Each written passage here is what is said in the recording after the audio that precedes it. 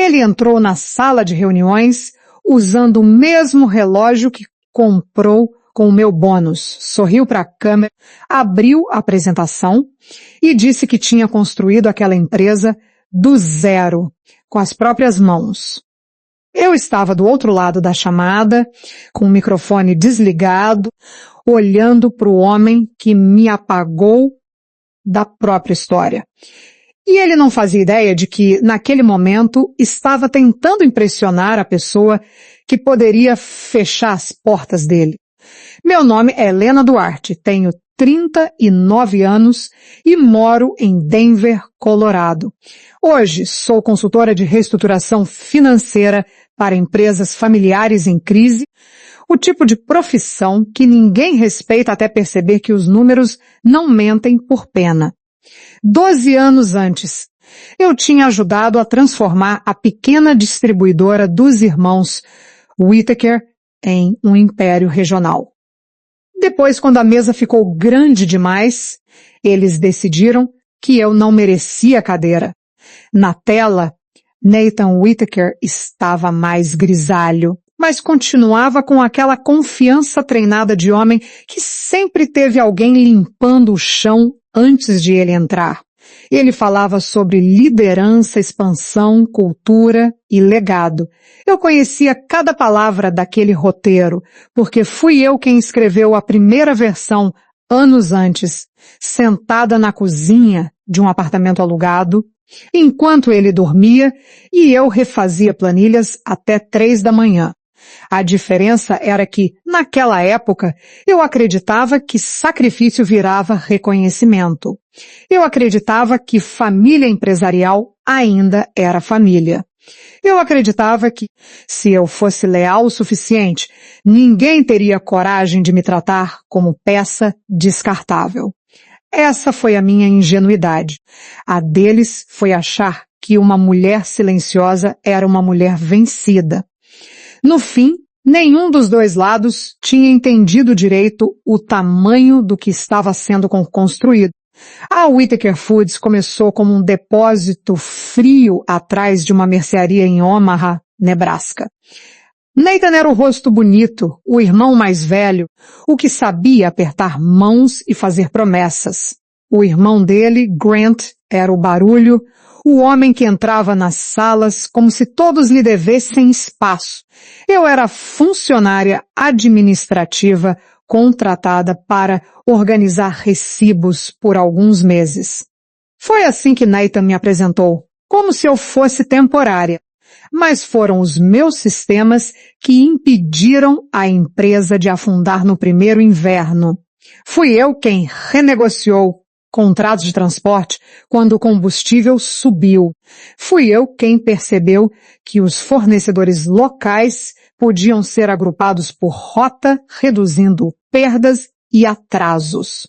Fui eu quem ligou para restaurantes às 6 da manhã, quando entregas falhavam, e depois consolou motoristas exaustos à meia-noite. Eles chamavam aquilo de dedicação.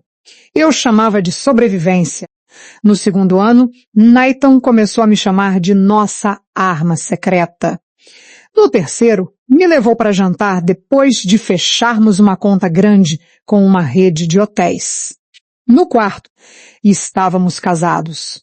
Eu não digo isso com vergonha, porque amar alguém não é falha de caráter. A falha foi aceitar que amor vinha sempre embrulhado em dívida. Nathan nunca dizia obrigado, sem deixar implícito que eu devia agradecer por estar ali. A família Whittaker tinha uma maneira elegante de diminuir as pessoas. A mãe deles, Patrice, sorria com a boca toda e dizia coisas como: Helena é tão esforçada para alguém sem histórico no ramo. Grant me chamava de a garota das planilhas, mesmo depois que minhas planilhas salvaram uma linha de crédito de $2 milhões. Nathan ria, não alto, só o bastante para mostrar de que lado estava quando a sala escolhia alguém para pisar. Ainda assim, eu ficava. Ficava porque a empresa estava crescendo. Ficava porque os funcionários dependiam de estabilidade. Ficava porque eu tinha colocado anos demais naquilo para abandonar no meio da escalada. Essa é uma armadilha que muita gente confunde com virtude. Você entrega tanto de si a uma coisa que começa a aceitar migalhas de respeito só para não admitir que está sendo usada. Eu demorei para admitir, mas meu corpo sabia antes de mim. Eu parei de dormir direito no 7º ano, meu cabelo começou a cair no 8º. No 9º, eu perdi o aniversário da minha irmã mais nova, porque Nathan disse que uma reunião com investidores não podia parecer amadora. Ele prometeu que compensaria. Não compensou.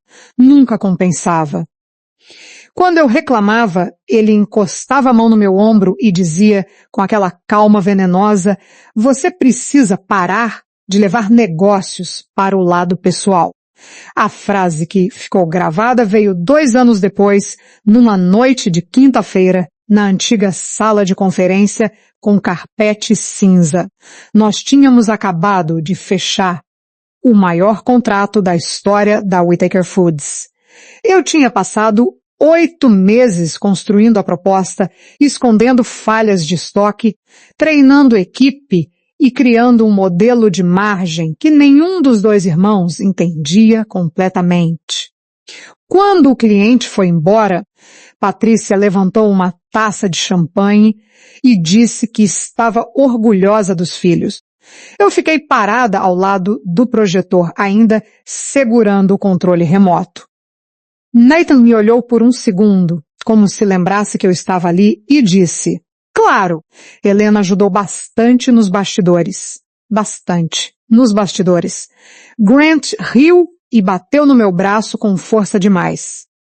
Todo império precisa de secretária boa, ele disse. Ninguém corrigiu. Nem meu marido. Naquela noite, eu voltei para casa em silêncio e lavei 2 taças na pia, até minhas mãos ficarem dormentes. A sala de conferência virou meu símbolo particular de humilhação. Era onde eles recebiam aplausos por trabalhos que eu terminava. Era onde minha cadeira sempre ficava perto da parede, nunca no centro da mesa. Era onde, mesmo depois de 12 anos, eu ainda era apresentada como a esposa do Nathan que cuida dos detalhes. Detalhes, para eles, eram folha de pagamento, contratos, créditos, seguro logístico, compliance e metade da alma operacional da empresa. Quando o convite daquela chamada chegou ao meu e-mail tantos anos depois, eu reconheci imediatamente o nome do arquivo anexado. G. Tucker Expinsion 230. Nathan sempre gostou de títulos grandes. A mensagem vinha de uma firma intermediária em Chicago, pedindo uma avaliação silenciosa antes de uma possível aquisição. Eu quase recusei. Não por medo, por cansaço. Existem feridas que você não quer cutucar, mesmo quando sabe exatamente onde o veneno ficou guardado. Então abri o arquivo e encontrei meu próprio trabalho olhando de volta para mim. Modelos de precificação que eu tinha criado, organogramas que eu tinha desenhado, até frases inteiras de um manual interno que escrevi numa época em que ainda acreditava que meu sobrenome seria tratado como parte da fundação. Só que agora, no rodapé, estava escrito Propriedade Intelectual Whittaker Foods Group. A mentira tinha ganhado logotipo novo. Eu não chorei. Essa talvez seja a parte que as pessoas esperam, mas não aconteceu naquele momento. Eu fiquei muito quieta. Quietude não é ausência de emoção. Às vezes é só o corpo escolhendo não desperdiçar energia antes da hora certa. Fechei o arquivo, caminhei até a janela do meu apartamento em Denver e olhei para as luzes da cidade. 12 anos construindo o império deles. 5 anos reconstruindo a mim mesma. E agora eles estavam de volta. A chamada foi marcada para uma terça-feira. Eu entrei usando apenas o nome da holding que representava North Harbor Advisory. Nathan conhecia o nome, claro. Todo mundo em crise conhecia. O que ele não sabia era que eu era a sócia majoritária por trás daquela estrutura. Depois de comprar participações discretas em fornecedores que a Whittaker Foods havia negligenciado. Ele precisava de capital, precisava de aprovação, precisava de alguém para salvar a empresa de novo. E ali estava ele, sorrindo para mim, sem saber que sorria para a mulher que tinha colocado para fora. Atrás dele, vi Grant passando pela sala com um copo de café e expressão irritada. Patrícia apareceu no fundo por um instante, mais velha, mas ainda impecável. A mesma família, a mesma postura, a mesma certeza de que o mundo deveria se dobrar quando eles chamassem aquilo de tradição, legado ou sacrifício. Eles só tinham perdido uma coisa: controle total da narrativa. Nathan começou a apresentação com uma frase que me fez apertar os dedos contra a palma da mão. Nós sempre fomos uma empresa guiada por lealdade. Lealdade. Era a palavra favorita dele quando queria que alguém trabalhasse mais recebendo menos. Lealdade era o que ele invocava quando funcionários pediam aumento.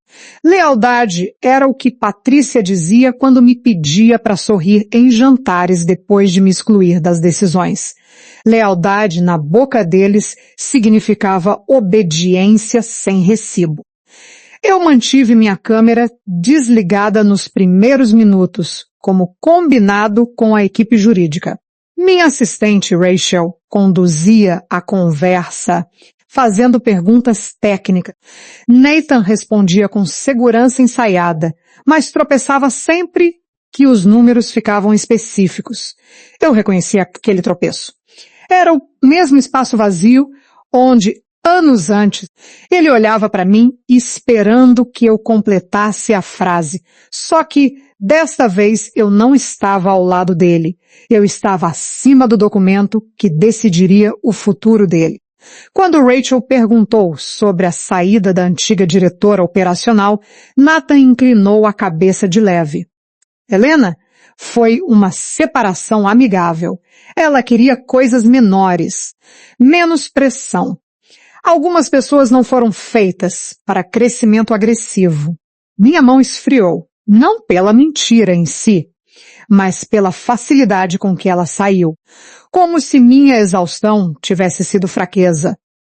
Como se minha expulsão tivesse sido escolha. Como se ele ainda tivesse direito de explicar minha vida para estranhos. Grant apareceu na tela segundos depois, sem perceber que o microfone estava aberto.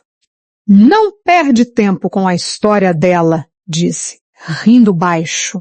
A mulher já recebeu mais do que merecia. Nathan fez um gesto rápido, tentando silenciá-lo. Rachel olhou para mim fora da câmera, esperando instrução. Eu não me mexi. Às vezes, a melhor maneira de ouvir a verdade é deixar pessoas arrogantes acreditarem que ninguém importante está prestando atenção. Na minha mesa, ao lado do notebook, havia uma pasta azul antiga. Eu a tinha guardado por 5 anos sem abrir. Dentro dela estavam cópias de e-mails, versões originais de contratos, registros de acesso, atas alteradas e uma carta de desligamento que nunca assinei. Mas o documento mais importante era menor. Uma página com a assinatura de Nathan me concedendo participação residual em qualquer modelo operacional que eu tivesse desenvolvido antes da dissolução do casamento. Ele assinou aquilo sem ler, numa semana em que queria que eu parasse de insistir por reconhecimento formal. Disse que era papelada emocional. Eu lembro da caneta batendo na mesa. Lembro do tédio no rosto dele. Lembro de Patrícia dizendo que mulheres inteligentes não precisavam ser tão difíceis. Na época, eu pensei que aquele documento fosse uma migalha. Hoje, olhando Nathan vender meus modelos como se fossem dele, eu entendi que talvez fosse a chave. Rachel encerrou a primeira chamada com educação, dizendo que a North Harbor precisaria revisar materiais adicionais antes de avançar. Nathan sorriu de novo, aliviado, certo de que tinha ido bem. Agradecemos a oportunidade, ele disse. E estamos prontos para prestar contas do que for necessário. Eu quase ri. Não porque fosse engraçado, porque havia uma ironia limpa, quase perfeita, em ouvir aquele homem oferecer prestação de contas justamente para a pessoa que ele achou que nunca teria poder de cobrá-la. Quando a tela escureceu, fiquei olhando meu reflexo apagado no monitor. Eu vi a mulher que eles chamaram de ingrata, a esposa que eles empurraram para fora da empresa com uma caixa de papelão e um acordo injusto, a funcionária que eles apagaram das fotos de inauguração. Mas também vi outra coisa. Vi a pessoa que aprendeu a ler silêncio, contrato e medo. Vi alguém que não precisava gritar para entrar numa sala. A sala já estava esperando por mim. Naquela noite, antes de sair do escritório, abri a pasta azul pela primeira vez em anos. O cheiro de papel velho me atingiu como uma memória física. No topo, havia uma foto da primeira frota da Whittaker Foods. 3 caminhões brancos estacionados diante do depósito. Eu estava na ponta da imagem, meio cortada, segurando uma prancheta. Nathan tinha escrito atrás, com sua letra inclinada, "Sem você, nada disso anda." Ele tinha razão. Só demorou demais para perceber. E então meu telefone vibrou. Era uma mensagem de um número de Omaha que eu não tinha salvado, mas reconheci de imediato. Patrícia Whittaker, a mulher que nunca me ligou depois do divórcio, nem quando minha mãe morreu, nem quando soube que eu havia vendido meu carro para pagar advogados. A mensagem tinha apenas uma frase. Helena, precisamos conversar antes que você faça algo que possa destruir a família. Eu li 2 vezes. Depois coloquei o telefone sobre a mesa, alinhei a pasta azul ao lado do notebook e senti uma calma estranha ocupar meu peito. Eles ainda achavam que podiam chamar o império de família quando precisavam de proteção. Ainda achavam que eu confundiria culpa com dever. Ainda achavam que eu era mulher sentada perto da parede, esperando permissão para falar. Na manhã seguinte, Nathan receberia a lista de documentos exigidos pela North Harbor. E o primeiro item era a ata original, que provava quem realmente construiu o império dele. A lista de documentos saiu do meu escritório às 8h12 da manhã, com cópia para a firma intermediária, para o conselho provisório da Whittaker Foods e para o advogado deles. Eu não escrevi nenhuma palavra dramática. Não precisei. Pedi atas originais, versões anteriores dos contratos operacionais, registros de autoria dos manuais internos, histórico de alterações dos modelos financeiros e qualquer acordo assinado sobre propriedade intelectual. Quem não deve, entrega. Quem deve, começa a ligar. Nathan ligou 3 minutos depois. Eu deixei tocar. Grant ligou 2 vezes em seguida, depois mandou uma mensagem dizendo que aquilo era hostil e desnecessário. Patrícia não ligou. Patrícia nunca se apressava quando queria parecer superior. Ela mandou um e-mail com assunto elegante. Preocupações familiares. Eu não abri de imediato. Deixei ali, brilhando na caixa de entrada, como uma maçaneta antiga que eu já sabia que queimava a mão. Enquanto Rach organizava a resposta formal, minha mente voltou para a última semana que passei dentro da Whittaker Foods. Não foi um dia só. Pessoas gostam de imaginar traição como uma porta batendo, uma frase cruel, uma assinatura. Às vezes é isso, mas na minha vida, a traição foi uma construção paciente. Um tijolo de silêncio aqui, uma reunião sem convite ali, um crédito removido de uma apresentação, um sorriso frio quando eu pedia respeito. Tudo começou depois que fechamos o contrato com a rede de hotéis Harrington. Aquele acordo triplicou a receita projetada da empresa e transformou os irmãos Whittaker em nomes conhecidos no setor. Nathan apareceu em revistas locais usando uma jaqueta azul marinho que eu havia escolhido para ele. Grant deu entrevista dizendo que confiava no instinto de sangue da família. Eu assisti ao vídeo no meu celular, sentada no estacionamento, antes de entrar para uma reunião da qual eu deveria ter sido a principal voz. Naquela manhã, encontrei meu crachá desativado na catraca da sede nova.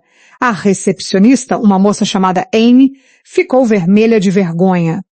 Deve ser erro do sistema, ela disse. Eu sorri para tranquilizá-la, porque mulheres acostumadas a engolir humilhação muitas vezes protegem quem presencia a humilhação. Amy chamou a segurança. O segurança chamou Grant.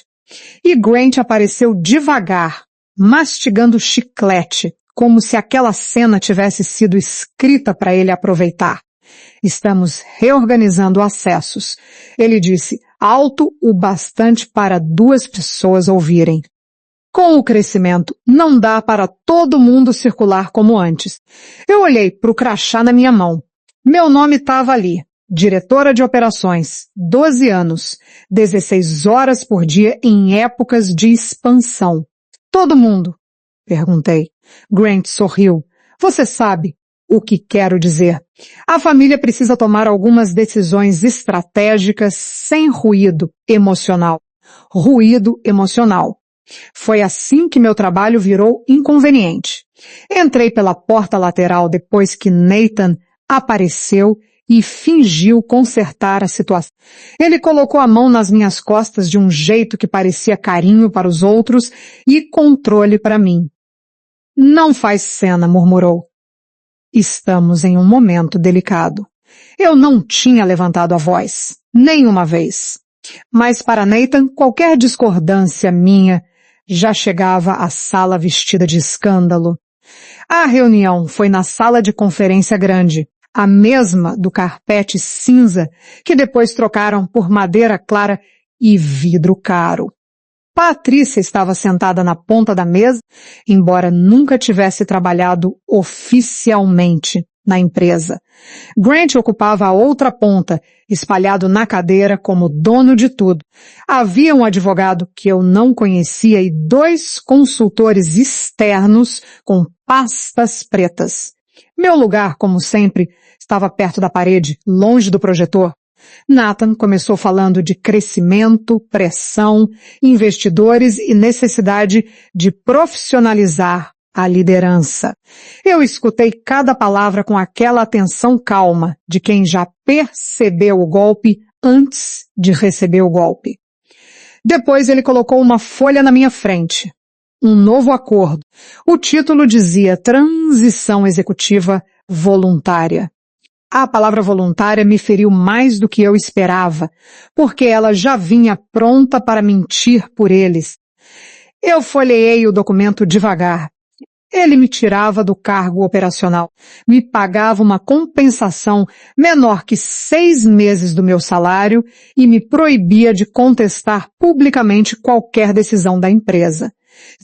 Também dizia que eu reconhecia a Whittaker Foods como proprietária exclusiva de todos os materiais, processos e modelos desenvolvidos durante minha permanência.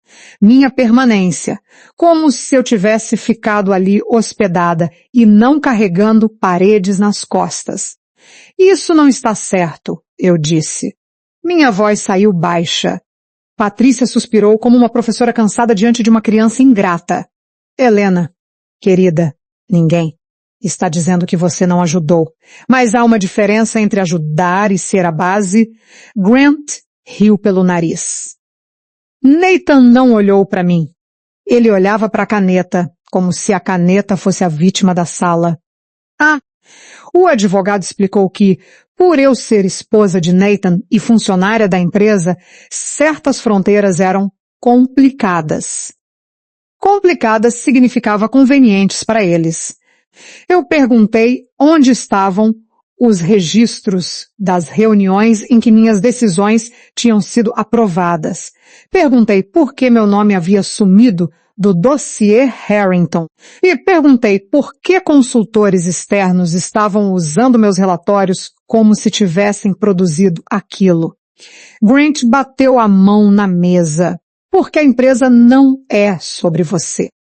Foi a primeira vez que vi o rosto real de Nathan naquela manhã. Não irritado, não envergonhado, impaciente. Ele se inclinou para mim e disse: "Você está dificultando tudo porque não sabe separar casamento de negócios." Aquela frase abriu um buraco limpo em mim. Não porque fosse nova, porque finalmente ficou claro que ele havia separado tudo havia muito tempo. Meu amor era pessoal, o lucro dele, minha lealdade era familiar, a propriedade deles. Eu não assinei. Levei o documento para casa e passei a noite lendo cada linha na mesa da cozinha. Nathan chegou depois da meia-noite com cheiro de uísque caro e perfume de restaurante. Jogou as chaves no balcão e disse que eu estava humilhando a família dele. Eu perguntei quando eu havia deixado de ser família. Ele me encarou por alguns segundos e a resposta veio sem som. Às vezes, o silêncio é mais honesto que a crueldade. Na manhã seguinte, minha conta de e-mail corporativa foi bloqueada. O acesso ao sistema de rotas bloqueado. Meu nome desapareceu da agenda da reunião com Harrington. Funcionários começaram a me mandar mensagens pessoais perguntando se eu estava doente, se tinha acontecido algo, se era verdade que eu estava tirando um tempo para cuidar da saúde mental. Foi assim que descobri a história que Nathan havia escolhido. Eu estava instável. Cansada, frágil demais para a expansão. Essa foi a parte que quase me quebrou. Não perder o cargo, não perder o salário, não perder nem o casamento, que já vinha se desfazendo como papel molhado. O que quase me quebrou foi perceber que eles não queriam apenas me remover. Queriam reescrever o motivo. Precisavam que eu parecesse pequena para que o roubo parecesse liderança. Precisavam que minha dor parecesse fraqueza para que a ambição deles parecesse visão. 3 dias depois, voltei à sede para buscar minhas coisas. Não havia aviso formal, apenas uma caixa de papelão sobre minha mesa. Minha caneca azul, 2 livros de logística, uma foto da primeira frota e uma planta quase morta que eu mantinha perto da janela. O restante tinha sumido. Pastas físicas, cadernos, um HD externo, até meus blocos de anotações com cálculos antigos. Quando perguntei a Amy, ela começou a chorar. Grant pediu para recolher tudo. Ela sussurrou. Disse que eram materiais da empresa. Eu agradeci a ela e coloquei a mão sobre a caixa, tentando não tremer. Na parede do corredor, tinham pendurado uma foto nova dos fundadores. Nathan, Grant e Patrícia, 3 sorrisos, 3 nomes. No rodapé, a frase: construído pela família Whittaker. Eu fiquei olhando para aquilo tempo suficiente para entender que apagamento também pode ser decoração. Antes de sair, Nathan apareceu na porta da minha antiga sala. Ele parecia cansado, mas não arrependido. Segurava uma pasta fina. Fizemos uma versão melhor do acordo, disse. Melhor Para ele, significava um pouco mais de dinheiro e uma cláusula de confidencialidade mais apertada. Eu recusei de novo. Foi então que ele jogou a frase que viraria pedra dentro de mim. Você não teria sido nada sem o nosso nome. Eu não respondi. Não porque faltassem palavras, porque algumas frases são tão sujas que responder parece ajoelhar ao lado delas. Peguei a caixa. Passei por ele. No elevador, quando as portas fecharam, minhas pernas perderam força e eu precisei encostar na parede metálica. Eu chorei sem som. Uma lágrima depois da outra, como se meu corpo estivesse tentando sair de um prédio onde minha alma ainda estava presa. O divórcio veio rápido porque Nathan queria rapidez. Homens como eles chamam crueldade de eficiência quando têm pressa para limpar a cena. Eu tinha pouca energia, pouco dinheiro separado e um advogado honesto, mas modesto, chamado Martin Keane. Foi Martin quem viu o detalhe que Nathan não viu. Meses antes, quando eu insistira por alguma proteção formal sobre meus modelos operacionais, Nathan assinara um memorando reconhecendo minha participação residual em metodologias desenvolvidas antes de qualquer sessão total. Isso não te devolve tudo agora, Martin me disse, segurando a folha como se fosse algo frágil, mas impede que eles vendam sua autoria como se nunca tivesse existido. Eu lembro de rir pela primeira vez em semanas. Não foi uma risada feliz, foi amarga. Quase quebrada. Nathan assinou aquele papel para me calar por uma noite. Grant chamou aquilo de capricho. Patrícia disse que eu estava transformando gratidão em moeda. Nenhum deles leu direito. O acordo final do divórcio foi injusto o bastante para doer e legal o bastante para sobreviver. Saí sem ações, sem cargo e com uma compensação que mal cobriu dívidas. Em troca, mantive cópias autenticadas de documentos específicos relacionados ao meu trabalho autoral. Nathan aceitou porque acreditava que documentos guardados por uma ex-esposa sem plataforma eram apenas lembranças. Ele nunca entendeu que papel não precisa fazer barulho para continuar vivo. Depois da minha saída, os primeiros meses foram pequenos de um jeito humilhante. Eu aluguei um apartamento de um quarto em Denver porque ficar em Omaha parecia continuar sangrando no tapete deles. Vendi meu anel de casamento para pagar mudança, depósito e terapia. Trabalhei como freelancer, revisando processos de pequenas empresas que me pagavam tarde e me agradeciam mais do que a Whittaker Foods agradeceu em 12 anos. Houve noites em que eu comia torrada em pé diante da pia, porque sentar à mesa me lembrava demais de Nathan chegando tarde. Houve manhãs em que eu acordava às 4, certa de que tinha esquecido uma entrega, um contrato, um caminhão preso na estrada. O corpo demora a acreditar que saiu da guerra. Mesmo quando a porta está fechada, mesmo quando ninguém está gritando, mesmo quando o telefone finalmente para de tocar. Mas eu sobrevivi fazendo o que sempre fiz melhor, organizando o caos. Transformei minha experiência em método. Comecei com mercearias familiares, depois restaurantes, depois redes regionais que estavam crescendo rápido demais para seus próprios controles.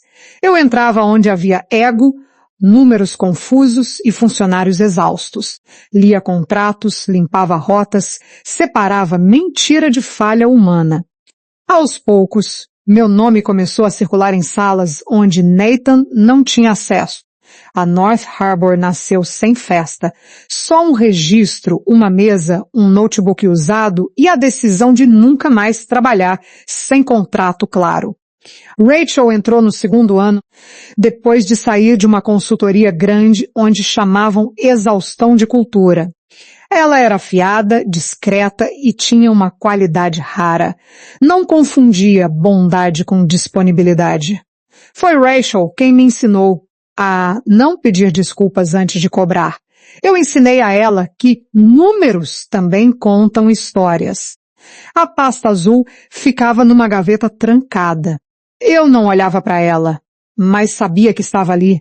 A foto da frota, os e-mails, o memorando, as versões antigas dos manuais, os arquivos impressos com datas e iniciais. Não era vingança, eu dizia a mim mesma. Era seguro. Era memória com capa dura. Era prova de que, mesmo quando alguém apaga seu nome de uma parede, o passado ainda pode ter carbono por baixo da tinta. Então, 5 anos depois, a Whittaker Foods entrou em crise. Não de uma vez, porque impérios raramente caem com barulho imediato. Primeiro, perderam 2 fornecedores depois de atrasarem pagamentos. Depois, uma falha de rastreamento causou recolhimento caro em 3 estados. Em seguida, Harrington anunciou que revisaria o contrato por problemas de qualidade. Grant culpou motoristas. Patrícia culpou a economia. Nathan culpou mudanças de mercado. Ninguém culpou o fato de terem expulsado a pessoa que entendia o esqueleto da operação. A firma de Chicago procurou a North Harbor porque os credores queriam uma avaliação independente antes de injetar capital. Quando vi o nome Whittaker Foods, meu estômago apertou. Rachel percebeu. Você não precisa pegar isso. Ela disse, eu quase aceitei a fuga que ela ofereceu. Quase. Mas existe um momento em que evitar uma ferida deixa de ser cura e vira permissão para que outros continuem usando a faca. Por isso aceitei, não como Helena, a ex-esposa, como sócia majoritária da North Harbor e representante técnica de um grupo que detinha créditos suficientes para exigir transparência. Eu não queria destruir a Whittaker Foods. Essa era a parte que talvez ninguém acreditasse. Eu conhecia motoristas, supervisores, famílias inteiras que dependiam daquele salário. O que eu queria era impedir que Nyssen recebesse outro resgate sem prestar contas. Pela primeira vez, a conta chegaria no nome certo. No fim da tarde daquele dia, finalmente abri o e-mail de Patrícia. A mensagem começava com Helena, apesar de tudo, sempre te consideramos parte desta família. Eu parei ali por alguns segundos, porque a mentira era quase artística. Depois vinha a ameaça embrulhada em porcelana. Ela dizia que revisitar certas questões poderia prejudicar empregos, reputações e a memória do que construímos juntos. Juntos. Eles só gostavam dessa palavra quando a dívida era coletiva. A última linha era a mais patrícia de todas. Às vezes, maturidade significa deixar o passado em paz. Eu encostei as costas na cadeira e senti algo velho se mover dentro de mim. Durante anos, achei que maturidade era não reagir, não responder, não expor, não causar desconforto. Mas, naquela noite, olhando para a palavra paz escrita por uma mulher que ajudou a fabricar minha vergonha, entendi uma coisa simples. Paz sem verdade é apenas silêncio imposto. Respondi com uma frase. Patrícia, a North Harbor analisará apenas documentos, contratos e fatos verificáveis. Enviei nenhuma emoção, nenhum insulto, nenhum convite para nostalgia. Depois anexei a primeira solicitação complementar, registros completos da reunião de transição executiva do meu último mês na empresa, incluindo versões anteriores do acordo que tentaram me fazer assinar. Rachel leu por cima do meu ombro e soltou o ar devagar. Eles vão odiar isso. Eu olhei para a pasta azul aberta sobre a mesa. A foto da frota estava por cima, minha imagem ainda meio cortada na ponta, como sempre. Passei o dedo pela borda do papel e senti menos dor do que esperava. Não porque eu tivesse esquecido, porque, pela primeira vez, a memória não estava sozinha. Ela tinha data, assinatura, cópia, testemunha. E em algum servidor antigo da Whittaker Foods havia uma ata que Nathan jurava ter desaparecido. Na manhã seguinte, recebi um envelope sem remetente na recepção da North Harbor. Dentro havia um pendrive preto e um bilhete escrito à mão. Você não foi a única que eles apagaram. Não havia assinatura, mas reconheci a letra tremida antes mesmo de terminar a frase. Amy, a recepcionista que chorou quando meu crachá falhou. Minhas mãos ficaram imóveis sobre a mesa. Porque, se Amy tinha enviado aquilo, então a verdade não estava apenas na minha pasta azul. Estava voltando por conta própria. O pendrive ficou parado no centro da minha mesa por quase 10 minutos antes que eu tocasse nele. Não por medo de vírus. Rachel já tinha um laptop isolado para esse tipo de coisa. O medo era outro, era abrir uma porta que eu havia mantido fechada por 5 anos e descobrir que, atrás dela, existiam mais pessoas feridas do que eu conseguia proteger. Amy não era impulsiva. Se ela mandou aquilo, alguma coisa dentro da Whittaker Foods estava pior do que os relatórios mostravam. Rachel conectou o pendrive no aparelho isolado, sem rede, enquanto eu observava a tela com os braços cruzados. Havia 4 pastas. E-mails, áudio, atas e uma chamada "Não deixe que eles digam que você saiu". Essa última quase tirou meu ar. Cliquei nela primeiro. Dentro havia uma gravação de vídeo antiga, granulada, retirada provavelmente do sistema de segurança da recepção. A data no canto era a manhã em que meu crachá falhou.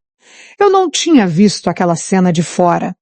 Na minha memória, eu estava apenas constrangida diante da catraca, segurando uma caixa invisível de vergonha.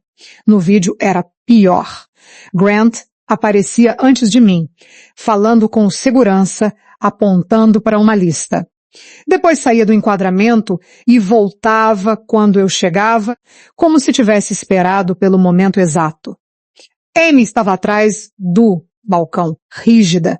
Meu rosto entrava na imagem logo depois, calmo demais para alguém sendo encurralada.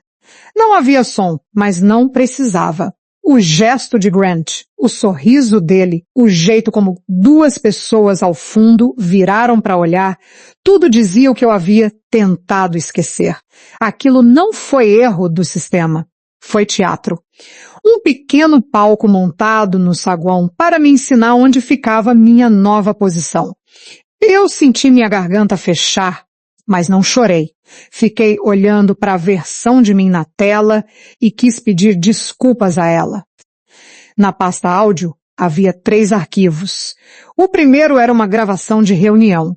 A voz de Patrícia surgiu limpa, fria, controlada. A Helena precisa ser retirada antes que comece a acreditar que tem direito moral sobre a empresa. Depois Grant rindo. Direito moral não paga fornecedor. Nathan demorou mais para falar. Quando falou, sua voz estava baixa. Ela não vai aceitar se fizermos parecer punição. Tem que parecer escolha dela. Rachel olhou para mim, mas não disse nada. Eu agradeci mentalmente por isso. Existem momentos em que compaixão verbal parece ruído. Eu continuei ouvindo. Eles discutiam a narrativa, não a decisão, né? Falavam de mim como se eu fosse um problema de comunicação, não uma pessoa. Patrícia sugeria a versão de esgotamento. Grant queria dizer que eu havia cometido erros operacionais. Nathan escolheu algo mais elegante. Transição pessoal por desalinhamento de visão. Foi naquele momento que entendi o quanto minha dor tinha sido administrada. Não aconteceu por impulso. Não foi uma briga de família que saiu do controle. Eles sentaram numa sala, analisaram riscos, escolheram palavras e prepararam o chão antes de me empurrar. Por anos, eu tinha me perguntado o que eu poderia ter feito diferente. A resposta estava saindo de um arquivo de áudio com chiado leve. Nada. Eu não fui demitida por falhar. Fui removida por ter valor demais. A pasta de e-mails trazia mensagens encaminhadas de contas antigas, algumas com anexos completos. Amy havia guardado cópias porque, depois da minha saída, Grant tentou culpá-la por falhas administrativas na transição. Havia uma corrente entre Nathan, Patrícia e o advogado da época discutindo quais documentos deveriam ser removidos da minha sala antes que eu chegasse. Um e-mail de Grant dizia: peguem os cadernos também. Ela escreve tudo. Não quero surpresa daqui a alguns anos. Eu li essa linha 3 vezes. Ela escreve tudo. Eles sabiam. Sabiam que eu documentava decisões, alterações, reuniões, acordos verbais.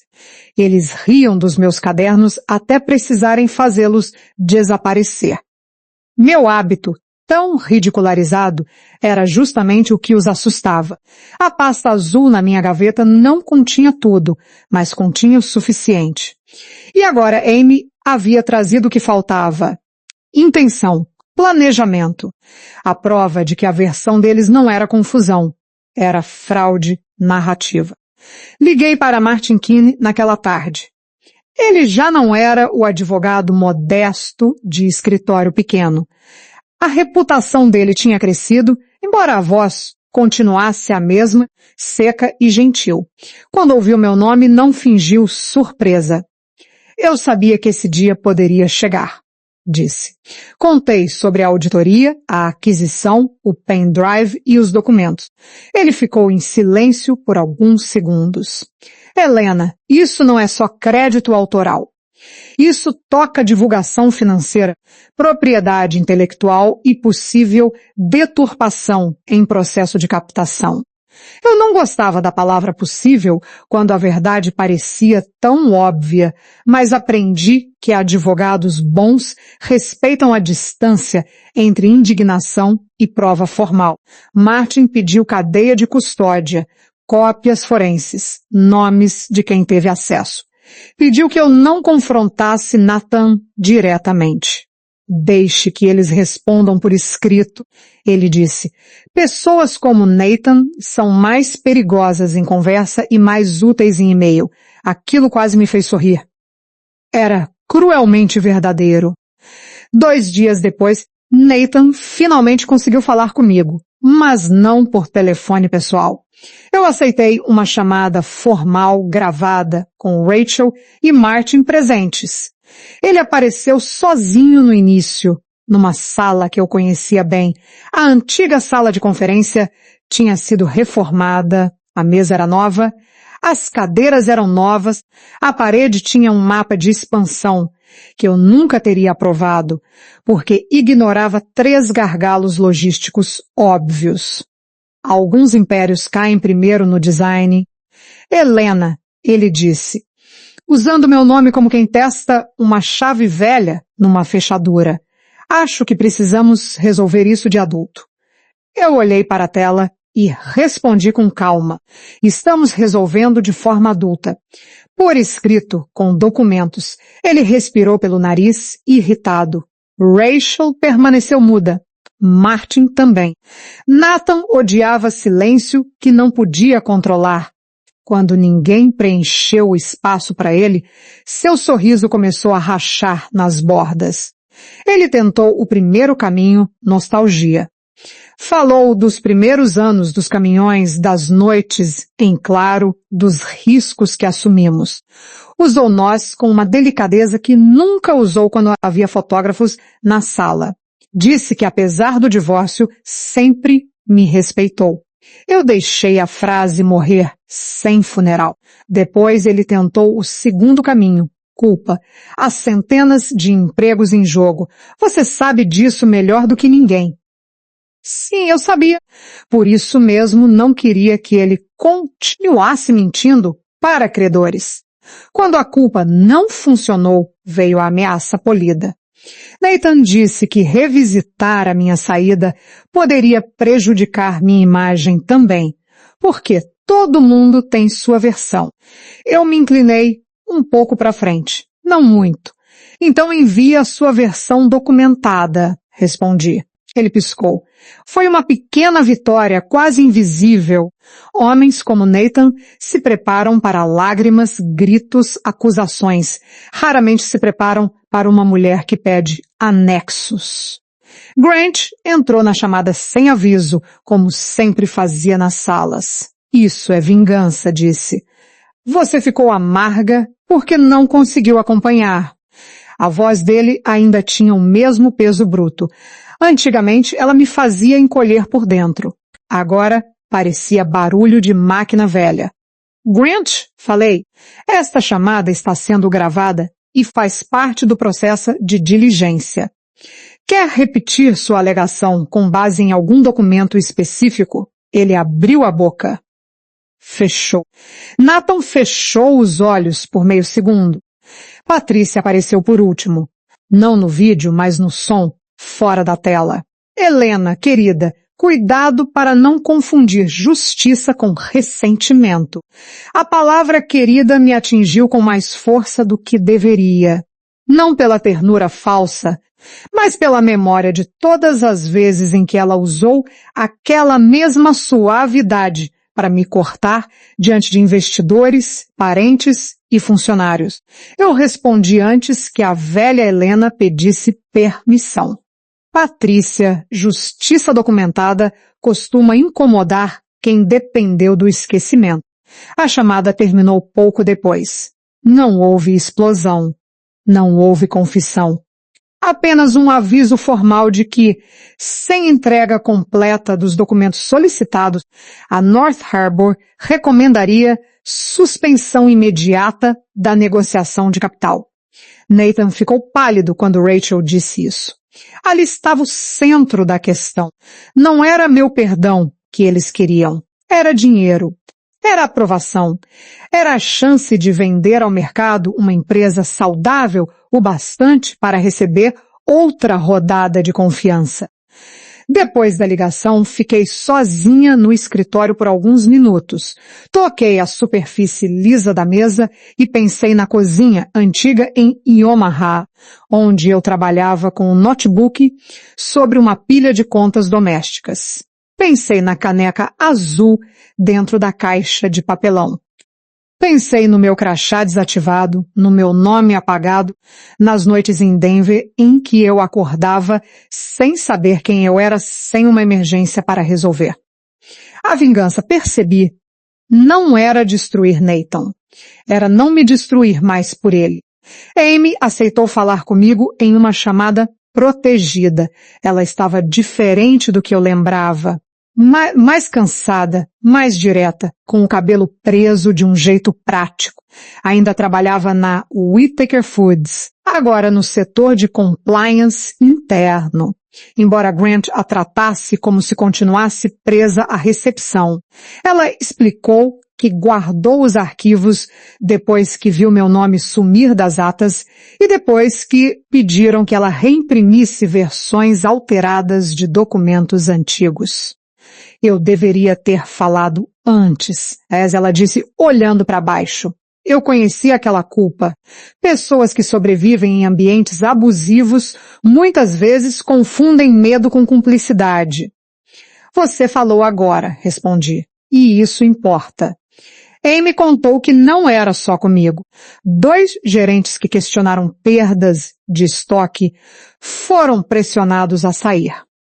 Uma supervisora de qualidade assinou um relatório que não concordava porque Grant ameaçou cortar o turno do marido dela. O padrão tinha continuado, só trocara de alvo.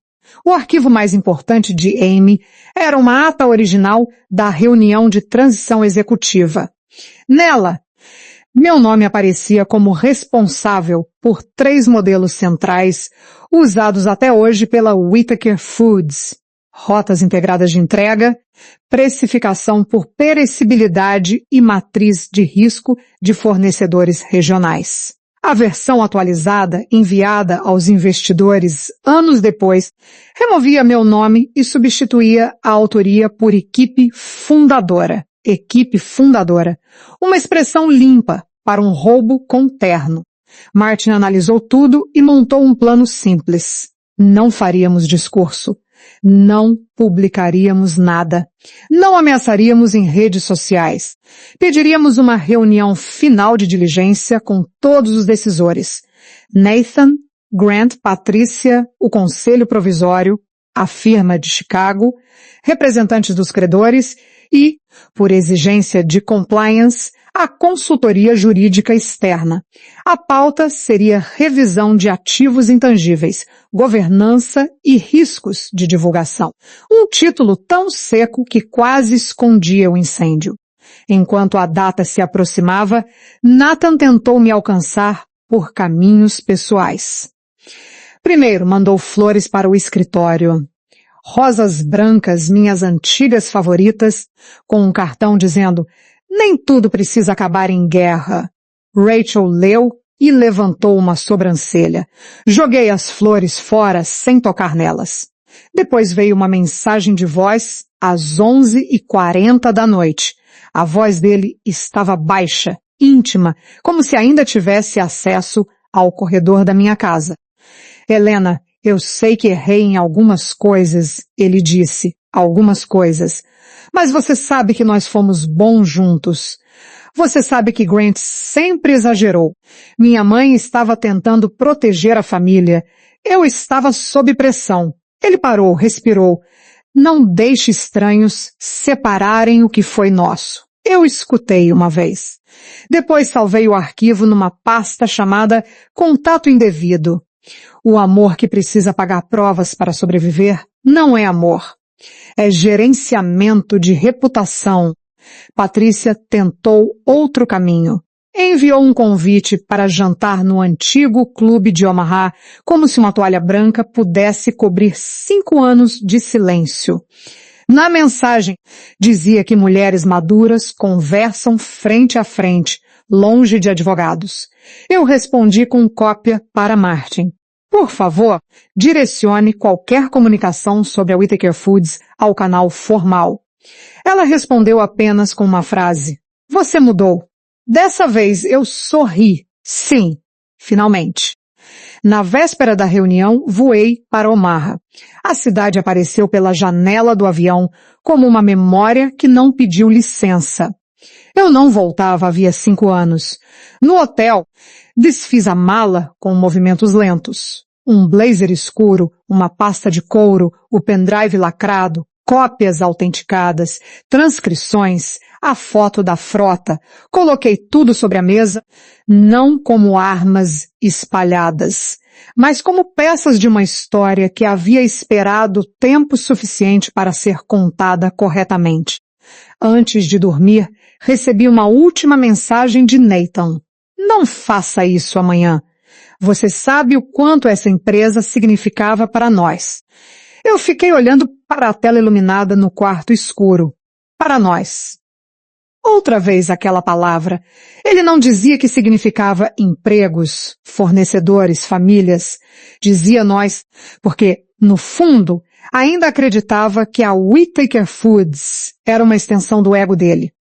Respondi com apenas 6 palavras. Então traga a verdade com você. Na manhã seguinte, parei diante da sede da Whittaker Foods. O prédio era maior, mais bonito, mais frio. A fachada de vidro refletia meu rosto sem suavidade. Por um segundo, vi a mulher com a caixa de papelão entrando no elevador, chorando sem som. Depois vi quem estava ali agora, 39 anos. Consultora, sócia, credora indireta, testemunha da própria vida. Entrei pela porta principal e a catraca abriu antes que eu encostasse o crachá de visitante. Amy estava no saguão. Ela fingiu conferir documentos, mas seus olhos encontraram os meus por um instante. Não sorrimos. Não era esse tipo de momento. Ela apenas assentiu. Quase nada. E eu entendi que ela tinha medo, mas estava ali. Às vezes, coragem não entra em cena com voz firme. Às vezes, ela usa crachá, mantém a cabeça baixa e envia um pendrive para a pessoa certa. Passei por ela levando a pasta de couro contra o peito. A sala de conferência me esperava no fim do corredor. O carpete cinza tinha desaparecido, mas eu ainda sabia onde minha cadeira costumava ficar. Perto da parede, longe do centro. Quando entrei, Nathan já estava à cabeceira, Grant ao lado, Patrícia com as mãos cruzadas sobre a mesa. Os consultores estavam alinhados como peças neutras. O advogado externo abriu o notebook. Rachel sentou à minha direita, Martin à esquerda. Ninguém me indicou a cadeira da parede. Eu mesma escolhi o lugar no centro, em frente a Nathan. Coloquei a pasta sobre a mesa e senti a sala mudar de temperatura. Grant soltou um riso curto. Agora virou espetáculo? Eu olhei para ele sem pressa. Não, Grant! Agora virou registro. Nathan apertou a mandíbula. Patrícia inclinou a cabeça, ainda tentando parecer acima de tudo. O representante dos credores pediu que começássemos. E eu abri a pasta azul exatamente na foto da primeira frota. A foto da primeira frota parecia pequena demais para aquela sala. 3 caminhões brancos, um depósito simples e 4 pessoas fingindo que sabiam o tamanho do que começava. Nathan estava no centro, sorrindo como dono do futuro. Grant apontava para um dos caminhões, teatral. Patrícia segurava uma taça de café, impecável até no improviso. E eu estava na ponta esquerda, meio cortada, com uma prancheta contra o peito, quase fora da imagem, exatamente como eles preferiam lembrar. Coloquei a foto no projetor sem dizer nada por alguns segundos. O silêncio fez o trabalho que eu precisava. Nathan olhou para a tela e depois para mim, tentando descobrir o que aquilo tinha a ver com financiamento, risco e credores. Grant se mexeu na cadeira. Patrícia não moveu um músculo. O representante da firma de Chicago, um homem chamado Ellison, pigarreou. Senhora Duarte, pode explicar a relevância do material para a pauta de hoje? Claro, eu disse. Minha voz saiu estável. Esta foto foi tirada no primeiro mês em que a Whittaker Foods começou a operar rotas integradas. O sistema que permitiu a expansão regional nasceu nesse período. A pauta de hoje é simples. A empresa informou aos credores que seus principais ativos operacionais foram desenvolvidos exclusivamente pela equipe fundadora Whittaker. Eu estou aqui para demonstrar que essa declaração é falsa, materialmente relevante e repetida em documentos de captação. Nathan inclinou o corpo para frente. Helena, cuidado. Foi quase um sussurro, mas todos ouviram. Aquela palavra, cuidado, tinha muitos anos nas costas. Cuidado para não envergonhar. Cuidado para não pedir demais. Cuidado para não parecer amarga. Cuidado para não destruir a família. Eu olhei para ele como se estivesse ouvindo um fornecedor atrasado. Nathan, se houver alguma objeção factual, seu advogado pode registrá-la. Caso contrário, eu vou continuar. Martin deslizou a primeira cópia pela mesa. Era a ata original da reunião de transição executiva, com meu nome vinculado aos 3 modelos centrais. A versão tinha data, assinaturas e carimbo de arquivo interno. Em seguida, Rachel entregou a versão enviada aos investidores, onde meu nome havia sumido e a autoria aparecia como equipe fundadora. As 2 folhas ficaram lado a lado diante de Ellison. Às vezes, uma mentira parece grande, até você colocar a verdade ao lado. Grant tentou rir. Isso é burocracia velha. Ela está tentando transformar trabalho de funcionária em propriedade. Eu virei a página seguinte, sem pressa. O próximo documento é um memorando assinado por Nathan Whittaker. reconhecendo minha participação residual em metodologias operacionais desenvolvidas antes de qualquer cessão total. A assinatura foi autenticada no acordo de divórcio. A Whittaker Foods continuou usando esses modelos em apresentações de valor fechado, licenciamento e captação sem divulgar a obrigação. Patrícia finalmente falou: Helena, você sabe muito bem que aquele memorando foi uma concessão emocional, feita durante um casamento em crise. Ela disse emocional, como se a palavra fosse lixo. Eu senti o antigo impulso de me defender como esposa, como mulher, como pessoa ferida. Deixei passar. Patrícia, contratos não mudam de natureza porque uma das partes se arrependeu de assinar. Se a empresa discorda, deveria ter contestado antes de usar os materiais para inflar valor. O advogado externo da Whittaker, uma mulher de expressão rígida chamada Marlowe, pediu uma pausa para analisar o memorando. Martin respondeu que a documentação já havia sido enviada em lista formal e ignorada por 7 dias. Ellison franziu a testa. Esse foi o primeiro sinal real de queda. Nathan não olhava mais para mim. Olhava para Marlowe, como se ela pudesse transformar papel assinado em vapor. Eu conhecia aquela esperança. Ele sempre achou que alguém resolveria o detalhe depois. Abri a pasta de e-mails. Estes registros mostram que, antes da minha saída, a liderança discutiu explicitamente a remoção do meu nome dos arquivos e a alteração da narrativa pública sobre minha transição. A tela exibiu a mensagem de Grant. Peguem os cadernos também. Ela escreve tudo. Não quero surpresa daqui a alguns anos. Ninguém riu. Nem Grant. Principalmente Grant. Sua arrogância, pela primeira vez, parecia ter encontrado um espelho com boa iluminação. Isso foi tirado de contexto, ele disse. Eu estava falando de materiais confidenciais. Rachel ampliou a linha anterior, onde ele mencionava minhas anotações pessoais e a necessidade de recolher qualquer coisa que provasse participação dela no Harrington. O rosto dele ficou vermelho em placas. Você roubou esses e-mails. Amy, sentada no fundo como representante de compliance, ergueu os olhos. O medo passou pelo rosto dela, mas não ficou. Marlowe virou-se para Grant com uma calma perigosa. Não responda mais sem orientação. Nathan tentou recuperar a sala com o tom que usava em entrevistas.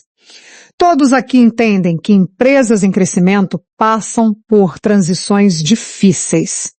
Helena teve uma contribuição valiosa. Ninguém nega isso. Mas ela escolheu sair quando a pressão aumentou. Eu cliquei no arquivo de áudio. A voz de Nathan preencheu a sala, mais jovem, mais fria, dizendo: ela não vai aceitar se fizermos parecer punição. Tem que parecer escolha dela. O ar mudou. Não metaforicamente. Mudou mesmo. Eu vi Patrícia fechar os olhos por um segundo. Grant bateu o punho na mesa. Desliga isso. Ninguém desligou. A gravação continuou. A voz de Patrícia veio em seguida, limpa como vidro. A Helena precisa ser retirada antes que comece a acreditar que tem direito moral sobre a empresa. Ellison colocou a caneta sobre a mesa devagar. O representante dos credores escreveu algo. Nathan estava parado, a pele do rosto sem cor. Não havia mais narrativa para segurar. Quando o áudio terminou, ninguém falou. Eu deixei o silêncio existir. Por 5 anos tinham usado silêncio contra mim. Agora ele trabalhava para os fatos. Depois virei para Nathan. Você contou aos investidores que minha saída foi amigável. Contou que eu queria menos pressão. Contou que eu não tinha sido feita para crescimento agressivo. O arquivo que acabamos de ouvir Mostra que a empresa planejou minha remoção, a alteração da história e a preservação de aparência voluntária. Nathan passou a mão pelo rosto. Você não entende o que estava em jogo. A frase quase me deu pena. Quase. Porque ali estava a essência dele, nua e cansada. Para Nathan, stakes altos sempre justificavam danos colaterais. Eu tinha sido dano colateral. Funcionários viraram dano colateral. A verdade virou dano colateral. Eu entendo perfeitamente, respondi. É por isso que os credores estão aqui. Porque quando a liderança mente sobre autoria, processos e governança, o risco deixa de ser pessoal. Marlowe pediu formalmente que a reunião fosse suspensa. Ellison recusou, dizendo que a pauta precisava registrar os achados preliminares. Grant se levantou, a cadeira raspando no chão. Isso é ridículo. Vocês vão confiar numa ex-esposa ressentida e numa recepcionista? A palavra recepcionista saiu como um insulto. Amy ficou imóvel. Eu olhei para ela antes de responder, para que soubesse que eu tinha ouvido. Amy é responsável de compliance nesta sala. E eu sou a consultora independente escolhida pelos credores. Grant apontou para mim. Você nunca foi uma Whittaker de verdade. A frase caiu no centro da mesa, feia e reveladora. Patrícia murmurou o nome dele, mas era tarde. Nathan apertou os lábios, sabendo que aquela frase dizia em 6 palavras o que eles tentaram polir por anos. Eu senti dor, sim. Não vou fingir que não. Uma parte antiga de mim ainda queria que alguém naquela família dissesse finalmente que eu pertencia. Mas a parte adulta respondeu primeiro. Você tem razão, eu disse. Eu nunca fui uma Whittaker de verdade. Eu fui a pessoa que acordava antes de vocês, corrigia seus erros, protegia seus funcionários, salvava seus contratos e depois era apresentada como esposa útil quando havia fotógrafos. Esse foi meu erro. Confundir acesso à mesa com pertencimento. Hoje eu não estou aqui pedindo lugar na família. Estou aqui exigindo precisão em documentos corporativos. Patrícia me encarou como se eu tivesse quebrado uma regra sagrada. Depois de tudo que fizemos por você. A frase veio doce, ofendida, ensaiada. Eu respirei. O que vocês fizeram por mim foi me ensinar a documentar tudo. Obrigada por isso. Rachel baixou os olhos para esconder uma reação. Martin não se moveu. Mas eu vi o efeito da frase em Nathan. Ele lembrou. Lembrou de cada vez que zombou dos meus cadernos, de cada vez que assinou algo sem ler, porque achava que meu incômodo era pequeno demais para importar. Então veio o vídeo do saguão. Eu não queria exibir. Durante a noite anterior, tinha pensado em deixar aquela parte fora. Mas o vídeo não era sobre constrangimento pessoal. Era sobre padrão. Mostrava Grant coordenando a segurança antes da minha chegada. Mostrava meu crachá falhando de propósito. Mostrava a primeira cena oficial da narrativa falsa que venderiam depois. Quando minha imagem entrou na tela, menor, mais magra, tentando sorrir para Amy, senti meu estômago dobrar. Nathan olhou para o vídeo como se assistisse a um acidente que ele não poderia negar. Patrícia baixou o rosto. Grant bufou, mas sem força. Ellison perguntou se aquilo fazia parte de um procedimento formal de revogação de acesso. Amy respondeu antes que qualquer um a calasse. A voz dela tremia, mas ficou firme no meio da frase. Não. Foi solicitado verbalmente pelo Sr. Grant Whittaker. A orientação era causar constrangimento controlado para pressionar a Sra. Duarte a assinar a transição. Grant girou para ela. Cuidado, Amy. A palavra voltou, agora saindo de outra boca. Eu vi o momento exato em que Amy decidiu não obedecer. Ela olhou para Marlowe. Tenho e-mails e registros de chamados internos que confirmam a alteração manual do acesso. Marlowe fechou os olhos brevemente, como alguém percebendo que o próprio cliente havia cavado por baixo do prédio. O representante dos credores pediu cópias forenses imediatas. A reunião deixou de ser uma apresentação e virou contenção de danos. Ellison declarou que a recomendação preliminar da North Harbor seria suspensão da rodada de capital até auditoria independente completa. Os credores exigiriam revisão de demonstrações, avaliação dos ativos intangíveis e investigação interna de governança. Marlowe pediu para conversar separadamente com Nathan e Grant. Grant tentou protestar. Marlowe disse, com voz de lâmina, agora não. Nathan finalmente olhou para mim como olhava anos atrás, quando precisava que eu resolvesse um problema que ele havia minimizado. Só que não havia pedido explícito ainda. Homens assim costumam esperar que a antiga função dos outros se ative sozinha. Quando percebi isso, algo em mim se fechou com delicadeza. Não como muro, como porta trancada por dentro. Ele sussurrou, Helena, podemos resolver isso. Eu respondi no mesmo tom, estamos resolvendo. Só que sem me apagar desta vez. Patrícia se levantou devagar. O verniz dela estava rachando, mas ainda tentava preservar a elegância. Você vai se arrepender de destruir o nome da família. Eu recolhi uma cópia da ata e alinhei as folhas antes de falar. Patrícia, eu não destruí o nome de vocês. Eu trouxe documentos.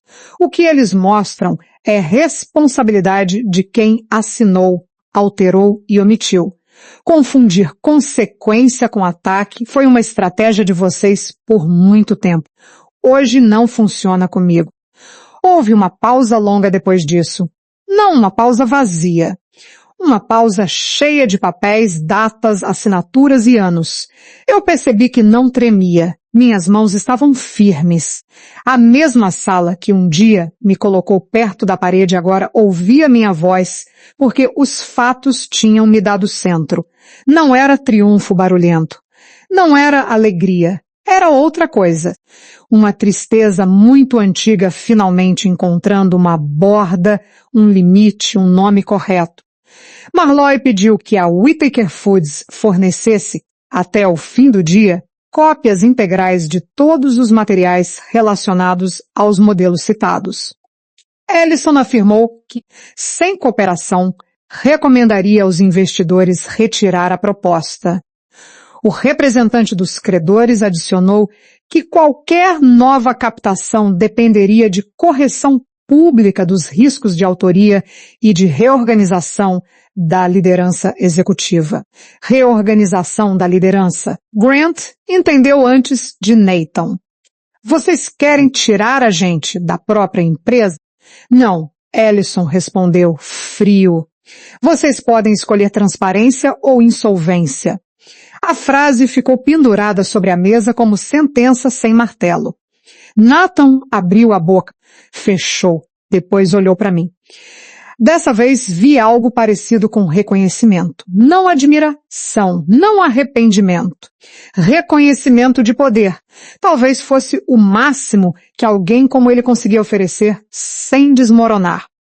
Mas eu não estava mais esperando ofertas dele. Grant explodiu.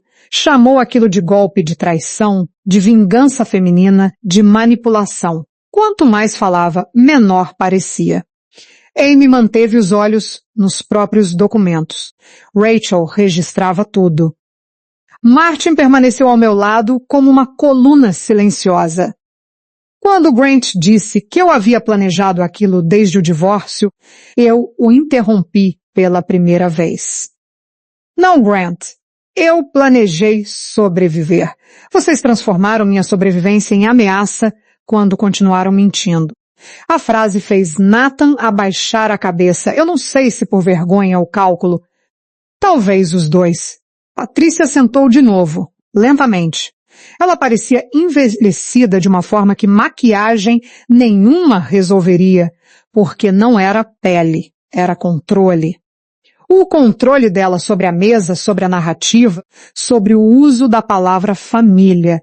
Tudo aquilo escorria pelo mesmo lugar onde os papéis estavam espalhados. Pela primeira vez, ela não encontrou uma frase bonita o bastante para cobrir a verdade.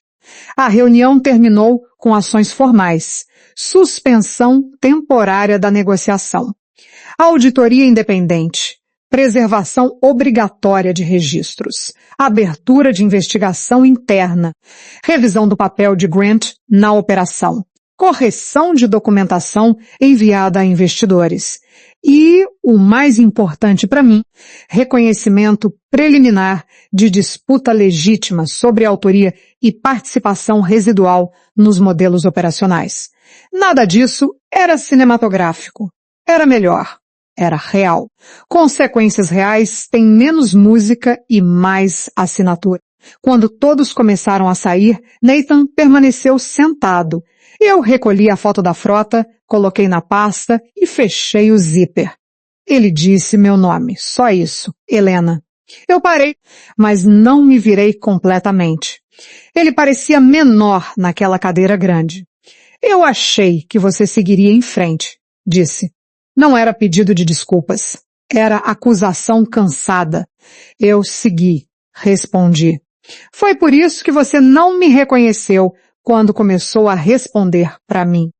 Ele respirou como se a frase tivesse atingido um lugar que documentos não alcançavam. Você queria que eu perdesse tudo? Olhei para ele então. Não havia ódio suficiente em mim para sustentar a fantasia que ele precisava. Não. Eu queria que você parasse de ganhar com o que roubou. A diferença era simples. Para ele, talvez impossível. Para mim, era a linha entre vingança e dignidade. Patrícia passou por mim na porta e não disse nada. Grant estava no corredor, vermelho, falando ao telefone com alguém que provavelmente já não podia ajudá-lo. Amy ficou alguns passos atrás, segurando uma pasta contra o peito. Quando nossos olhos se encontraram, ela deixou escapar um sorriso pequeno, exausto. Eu toquei de leve o braço dela. Obrigada, disse. Ela balançou a cabeça. Eu só queria que parassem de chamar mentira de lealdade. Saí da sala de conferência sem olhar para o lugar onde minha cadeira costumava ficar. Não precisava. Eu sabia que ele estava lá, vazio, perto da parede. Talvez sempre ficasse, mas não era mais meu. No saguão, a catraca abriu automaticamente quando passei com o crachá de visitante. Um detalhe pequeno, quase banal. Ainda assim, senti a estranha justiça daquele som eletrônico. 5 anos antes, eles tinham usado uma porta para me humilhar. Naquele dia, nenhuma porta me segurou. Do lado de fora, o ar de Omaha parecia mais leve do que eu lembrava. Não porque a cidade tivesse mudado, porque eu não estava mais pedindo que ela devolvesse a versão de mim que ficou presa ali. Rachel saiu ao meu lado e perguntou se eu estava bem. Pensei na resposta. Eu não estava feliz. Não exatamente. Estava inteira de um jeito novo, com rachaduras visíveis e estrutura firme. Estou livre para continuar trabalhando, eu disse. Naquela noite, a Whittaker Foods enviou aos credores a confirmação de cooperação com auditoria independente. Grant foi afastado das funções operacionais durante a investigação. Nathan permaneceu como CEO interino, mas sem autoridade unilateral para negociação de capital. Patrícia perdeu o assento informal no comitê consultivo, porque finalmente alguém escreveu em ata que informal não significa invisível. Quanto a mim, recebi de Martin apenas uma mensagem. Hoje os documentos falaram bem. Eu sentei no quarto do hotel com a pasta azul aberta sobre a cama. A foto da frota estava em cima outra vez. Virei o papel e li a frase atrás, escrita por Nathan tantos anos antes. Sem você, nada disso anda. Pela primeira vez, aquelas palavras não pareceram uma lembrança de amor. Pareceram evidência. Eu guardei a foto de volta, apaguei a luz e entendi que o império deles não tinha caído naquele dia. Mas o mito que o sustentava, sim. 3 semanas depois, a palavra interino desapareceu do cargo de Nathan. Não foi com sirenes, nem com manchetes enormes, nem com uma cena pública de queda. Foi em uma ata seca de 8 páginas, escrita por pessoas que entendiam que controle financeiro é mais poderoso quando não precisa levantar a voz. Nathan foi afastado da autoridade executiva plena enquanto a auditoria independente prosseguia. Grant foi removido de todas as funções operacionais. Patrícia deixou de receber convites para reuniões internas. A Whittaker Foods não fechou. Eu tinha sido clara desde o começo. Trabalhadores não deveriam pagar pelo ego dos donos. A recomendação da North Harbor foi dura, mas não cruel. Renegociação com credores, auditoria de fornecedores, revisão de compliance, correção pública dos materiais enviados a investidores e criação de um conselho real, com membros externos. Pela primeira vez, a empresa, que eles chamavam de império, precisaria funcionar sem ser extensão da mesa de jantar dos Whittaker. Meu nome entrou nos documentos corrigidos, não como favor, como fato. Modelos operacionais desenvolvidos originalmente por Helena Duarte, sob acordo de participação residual. Li essa frase muitas vezes na primeira semana, não por vaidade, porque havia anos da minha vida escondidos dentro dela. Anos de sono perdido, de vergonha engolida, de ideias roubadas e depois vestidas com sobrenome de outra família. Uma linha não devolve tudo, mas uma linha certa pode parar uma mentira antiga. Martin negociou um acordo de licenciamento retroativo. A Whittaker Foods pagaria pelo uso contínuo dos 3 modelos centrais e revisaria qualquer material de captação que atribuísse autoria exclusiva à família fundadora. O valor era alto o bastante para doer neles e baixo o bastante para não quebrar a folha de pagamento. Nathan tentou chamar aquilo de extorsão. Marlowe, a própria advogada dele, respondeu numa reunião que extorsão não costuma vir acompanhada de assinatura autenticada e 5 anos de omissão documentada. Amy saiu da empresa 2 meses depois, não por punição, por escolha. A auditoria confirmou retaliações internas, alterações indevidas de registros e pressão sobre funcionários. Ela recebeu uma indenização e uma carta formal reconhecendo que suas denúncias tinham sido substanciais. Quando me contou, a voz dela falhou no telefone. Eu achei que ia sair pela porta dos fundos, disse. Eu olhei para a pasta azul na minha mesa. Não, você saiu pela porta que abriu. Rachel contratou Amy na North Harbor como analista de compliance júnior. No primeiro dia, Amy chegou 20 minutos antes, usando um blazer simples e segurando um caderno novo. Eu reconheci aquele gesto. Pessoas que foram tratadas como problema costumam chegar cedo demais quando finalmente recebem confiança. Mostrei a ela suas OSA, sua senha, seus arquivos e disse algo que eu gostaria que alguém tivesse me dito anos antes. Aqui, se você escrever tudo, a gente agradece. Nathan tentou me procurar depois que o acordo foi assinado. Primeiro, por e-mail formal. Depois, por uma mensagem pessoal que começava com "Eu não sei como falar com você agora". Apaguei sem responder. Alguns meses antes, eu talvez tivesse lido procurando arrependimento escondido entre as linhas. Agora, eu entendia que arrependimento que chega só depois da perda de poder ainda pode ser apenas cálculo vestindo roupa triste. Patrícia mandou uma carta escrita à mão, papel grosso, envelope creme, letra elegante. Eu soube que era dela antes de abrir.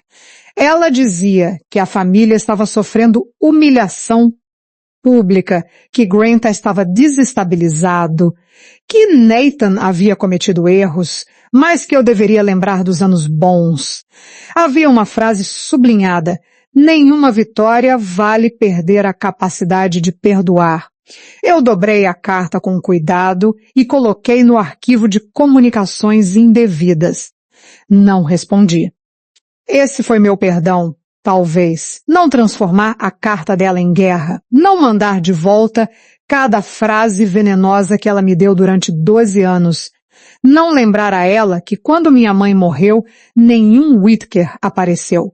Não perguntar por que meu sofrimento era maturidade e o deles era tragédia. Apenas guardei.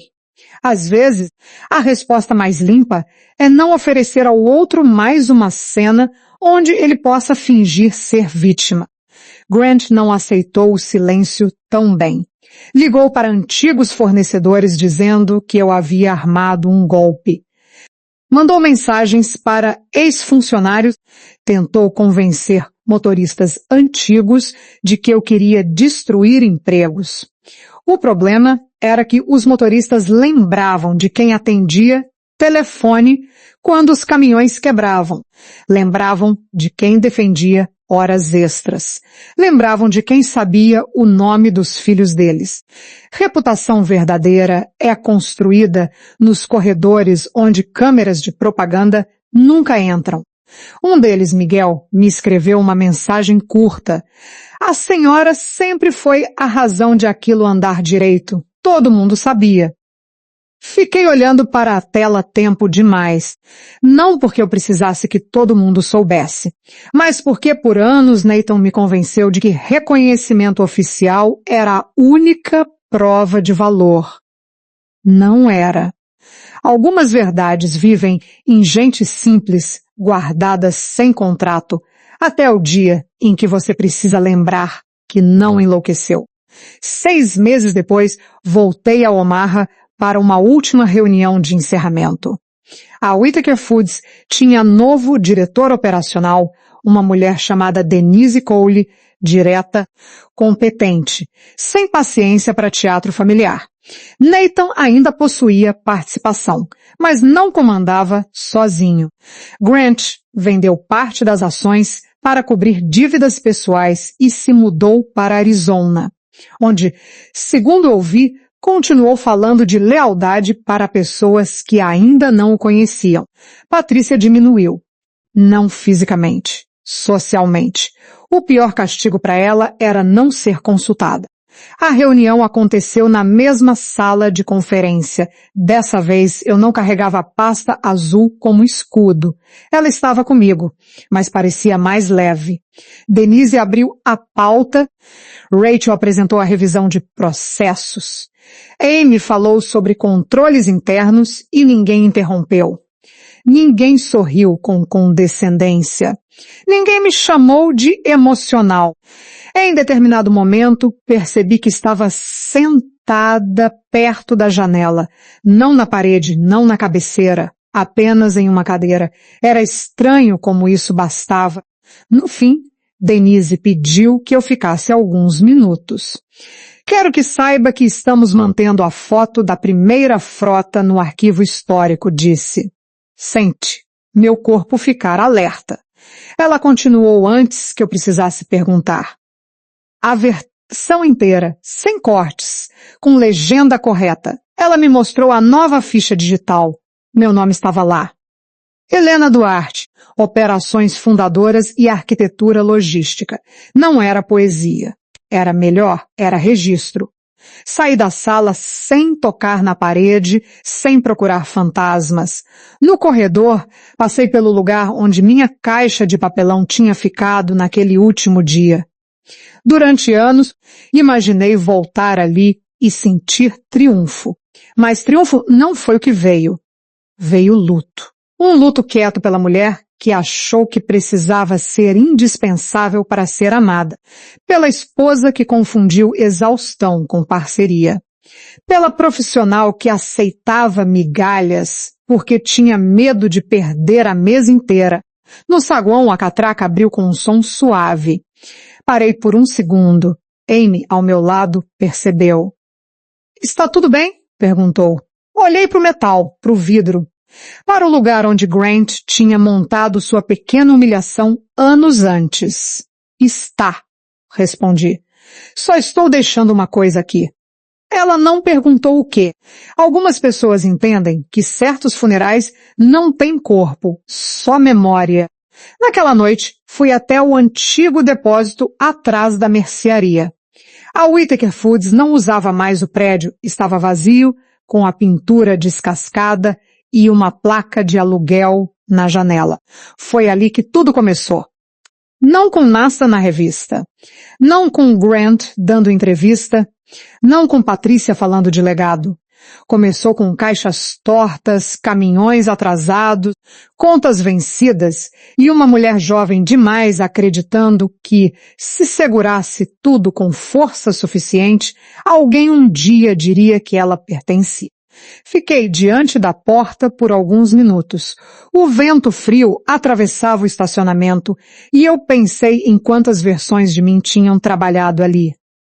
A otimista, a cansada, a humilhada, a silenciosa, a que vendeu o anel para pagar advogado, a que fundou a North Harbor com medo e raiva suficiente para continuar. Eu não queria pagar nenhuma delas. Todas tinham carregado alguma parte do caminho. Até as versões quebradas tinham me trazido até ali. Tirei a foto da frota da pasta, a original, com minha imagem cortada na ponta. Virei e li de novo a frase de Nathan. Sem você, nada disso anda. Durante muito tempo, eu quis que ele dissesse aquilo em voz alta, diante de todos. Depois percebi que a necessidade de ouvir pode se tornar outra corrente. Naquela noite, eu não precisava mais da voz dele. A frase já tinha servido como evidência. Agora podia voltar a ser papel. Guardei a foto. Não a rasguei. Não joguei fora. Algumas pessoas acham que cura significa destruir tudo que lembra a dor. Para mim, cura foi tirar da lembrança o poder de comandar meu corpo. A foto não era mais altar, nem faca, nem prova esperando o julgamento. Era apenas uma imagem antiga de uma mulher que ainda não sabia o quanto sobreviveria. Eu tinha ternura por ela. E ternura, descobri, não exige que a gente reabra a porta. No dia seguinte, voltei para Denver. Trabalhei normalmente. Tomei café ruim no aeroporto. Respondi e-mails. Revisei um contrato para uma padaria familiar em expansão. Falei com Rachel sobre uma nova cliente em Santa Fe. Ou seja, a vida continuou sem música de encerramento. Isso é uma coisa que ninguém conta sobre finais satisfatórios. Eles não resolvem tudo de uma vez. Eles só devolvem a você o direito de respirar sem pedir licença. A indenização e o licenciamento mudaram minha segurança financeira, mas não mudaram minha rotina tanto quanto as pessoas imaginariam. Comprei um apartamento um pouco maior, com uma janela voltada para as montanhas. Doei parte do dinheiro para um fundo jurídico de trabalhadores pressionados a assinar acordos abusivos e guardei o resto sem culpa. Durante anos, chamaram minha necessidade de proteção de ganância. Hoje eu sei. Segurança não é ganância quando você já pagou caro demais pela vulnerabilidade. Nathan nunca pediu desculpas de verdade. Houve declarações, frases mediadas por advogado, reconhecimentos limitados e uma nota corporativa dizendo que contribuições históricas seriam corrigidas. Mas um pedido de desculpas verdadeiro teria exigido que ele olhasse para além do prejuízo dele. Não sei se ele era capaz. Também não faço disso meu problema. Uma das liberdades mais difíceis é parar de esperar profundidade de quem sempre nadou no raso. Patrícia morreu para mim antes de morrer no mundo real. Não com ódio, com distância. Grant virou uma história que outras pessoas me contavam e que eu não precisava acompanhar. Nathan se tornou um nome em documentos antigos. Nada mais. A família que dizia que eu nunca seria uma Whittaker de verdade estava certa de um jeito que não pretendia. Eu não era. E depois de tudo, isso deixou de ser ferida. Virou bênção. Aprendi que família não é o lugar onde seu sacrifício é consumido e chamado de tradição. Amor não é uma mesa onde você precisa provar valor a cada refeição. Lealdade não é ficar em silêncio enquanto que a dor não há com recibo, dizendo alguém usa sua vida como escada. E perdão não é assinar o aconteceu só para que o agressor durma melhor. Também aprendi que algumas vinganças não parecem vingança por fora. Elas parecem cláusulas revisadas, parecem e-mails educados, parecem uma mulher sentada no centro da mesa falando sem tremer. Parecem a decisão de não atender uma chamada às 11 da noite. Parecem contratar Amy. Parecem proteger funcionários. Parecem aceitar dinheiro devido sem fingir que dignidade precisa ser pobre para ser limpa. Durante anos, eles confundiram meu silêncio com fraqueza. Acharam que, porque eu não gritava, eu não lembrava, porque eu chorei no elevador, eu não saberia voltar pela porta da frente. Porque eu amei Nathan, eu aceitaria ser apagada por ele.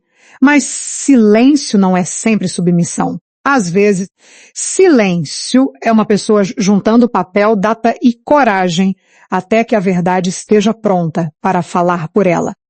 Hoje, quando alguém me pergunta se valeu a pena, eu penso antes de responder.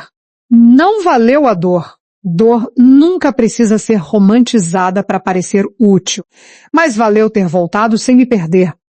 Valeu ter entendido que proteger a si mesma não é crueldade. Valeu ter visto uma mentira antiga sentar diante de documentos e finalmente ficar sem linguagem. Valeu não ter implorado por uma cadeira. Eu construí a minha. Eles me empurraram para fora depois de 12 anos, construindo o império deles, e por muito tempo acharam que essa era a última linha da história.